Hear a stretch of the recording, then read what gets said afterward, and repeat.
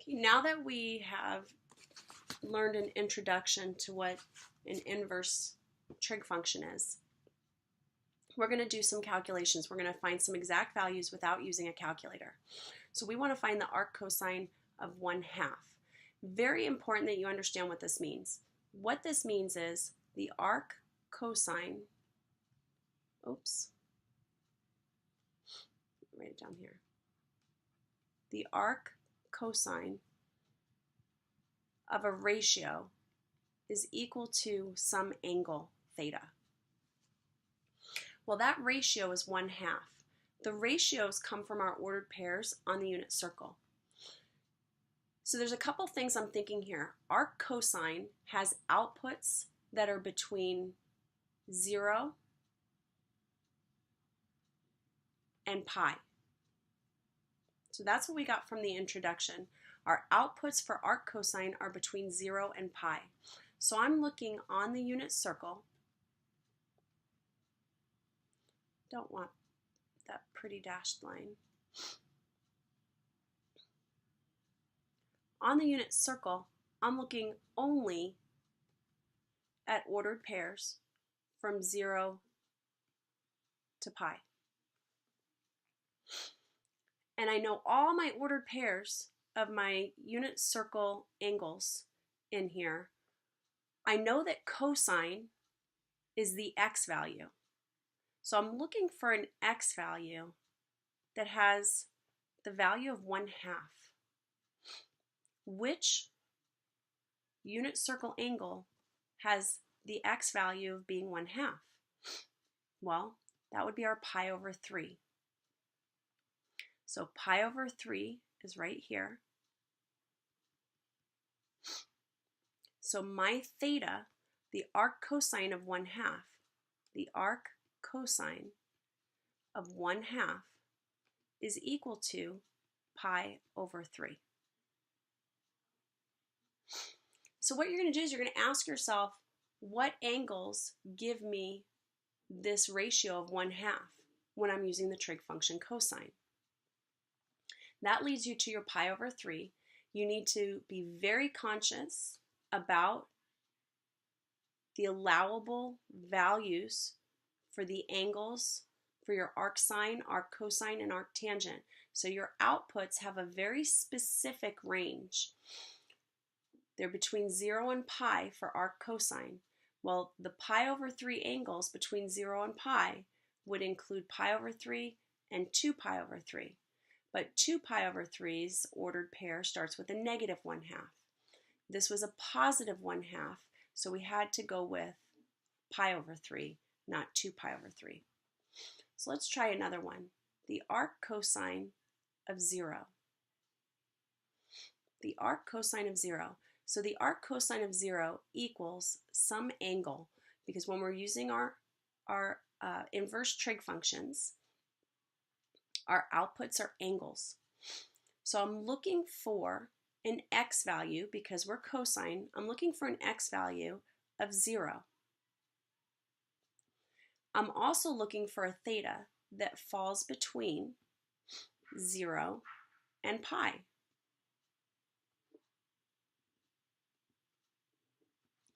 So between 0 and pi. Well, my ordered pair that starts with 0 is located at 0, 1, which is pi over 2. So the arc cosine of 0 is equal to pi over 2. And it's that simple. Let's try a different trig function. Let's try arc tangent. So we've got the arc tangent of 1. Tangents can be tricky because you have to use both parts of the ordered pair to get the ratio. Remember the tangent of an angle is equal to y over x. So this value of 1 is my y over x. So I'm looking for values on the unit circle that have ordered pairs in which x and y are the same value, because anything over itself will give me a 1. Well, we have to be very careful here. The arctangent of a ratio is equal to an angle. arctangent has outputs from negative pi over 2 to positive pi over 2.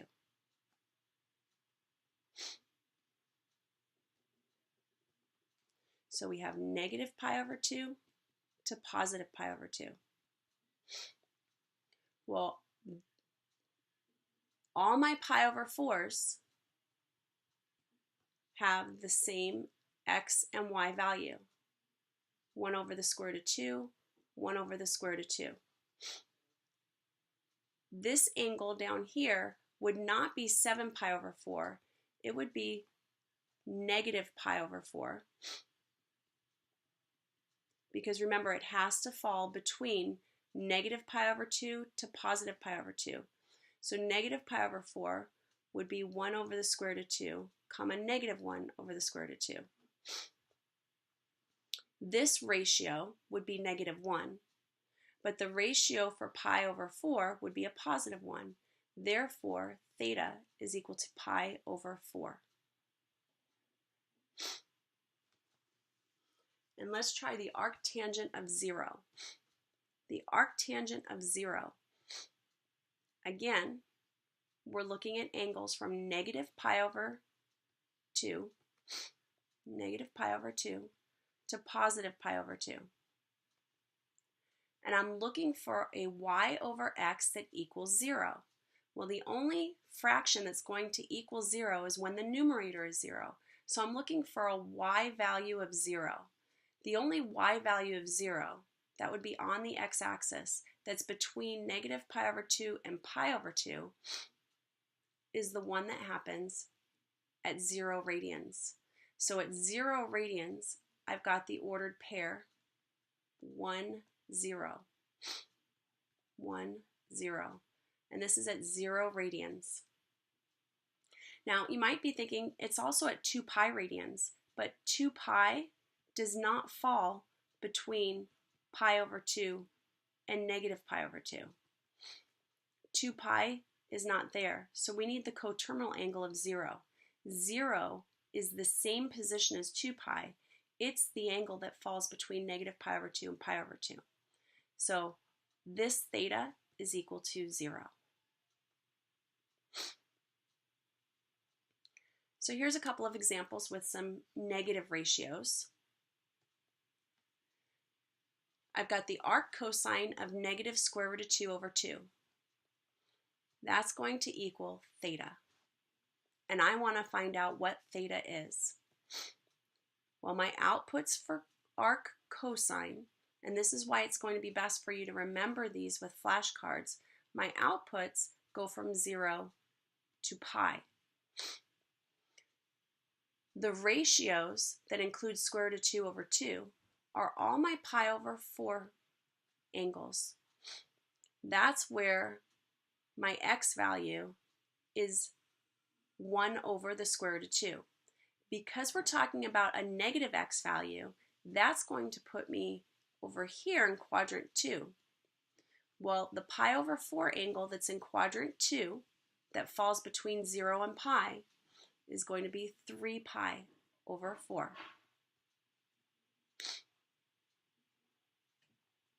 I'm going to do one more example. The inverse sine of negative square root of 2 over 2. I'm looking for the angle that meets that criteria. The inverse sine has outputs that fall between negative pi over 2 to positive pi over 2. The angle that includes a y value, because we're talking about sine, a y value of 1 over the square root of 2, or the square root of 2 over 2, is going to be my pi over 4 angles. However, I have a negative ratio, so the negative y value is going to put me in quadrant 4. The pi over 4 angle that's between negative pi over 2 and positive pi over 2 is negative pi over 4. Negative pi over 4. Now the next two are for you to try. I would pause the video, try both problems, and then I would press play to check my answers.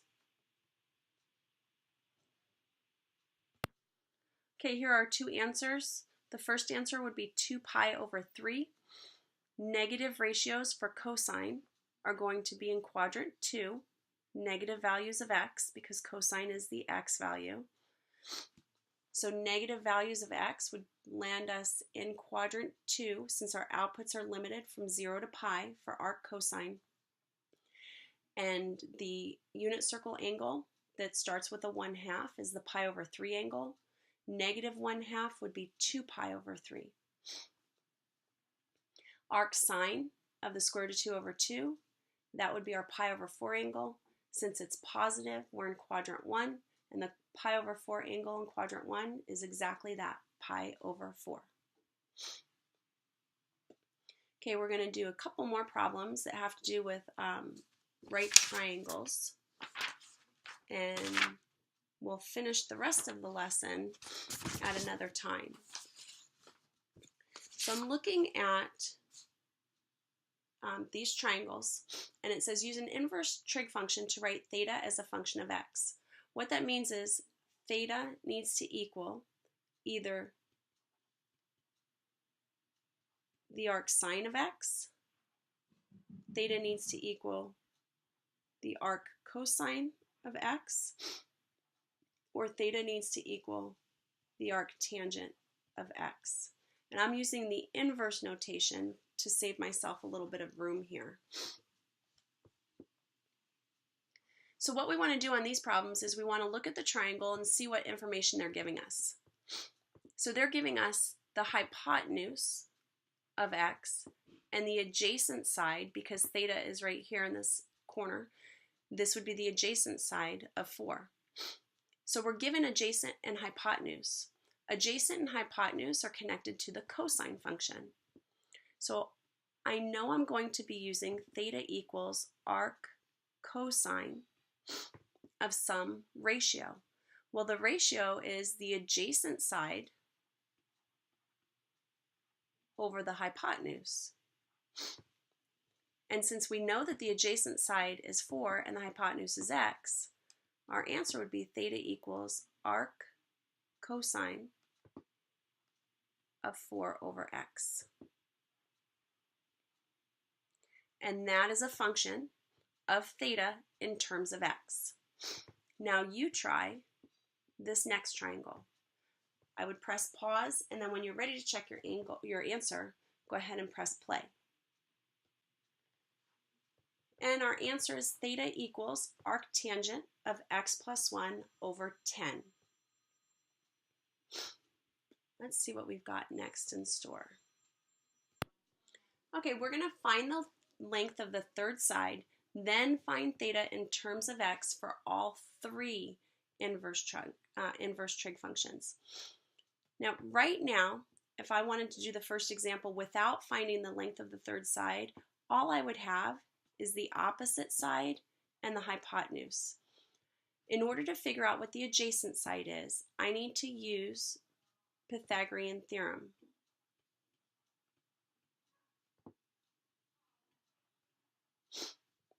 Pythagorean theorem says this unknown side, we'll just call it a for now, a squared is equal to 3 squared minus x squared.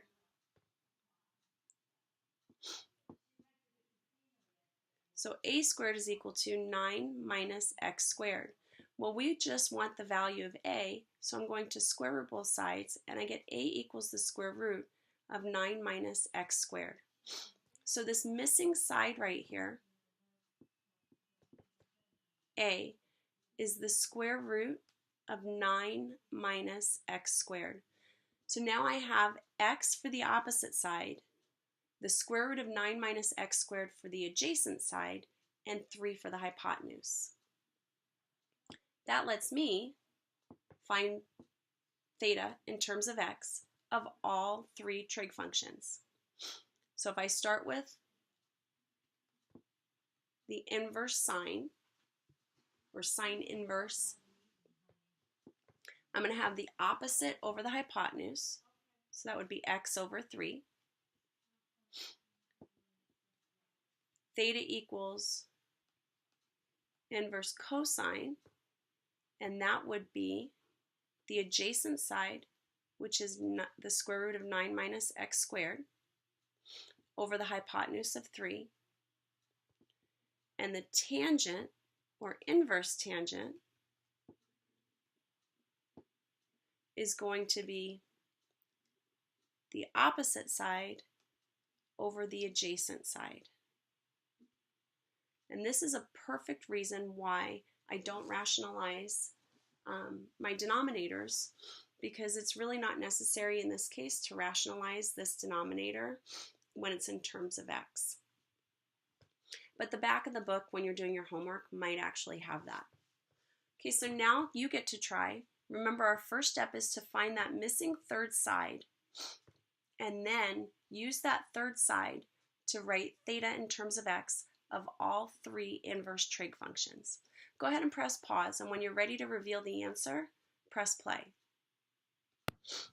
Okay, so here are our answers. The first thing I did was I found the hypotenuse to be the square root of x squared plus 4x plus 13. And here's my work that shows that. X plus 2 quantity squared plus 3 squared is equal to the hypotenuse squared. I square root both sides to get rid of that squared for the hypotenuse squared. And that gives me x squared plus 4x plus 4 when I expand x plus 2 quantity squared, plus this 9, and that's where the 13 is coming from. Now that I've got all 3 sides listed, I can now do theta equals arc sine of x plus 2 over the square root of x squared plus 4x plus 13. Arc cosine is your adjacent side over the hypotenuse. And then arc tangent is going to have a ratio of the opposite over the adjacent. So I have x plus 2 over 3.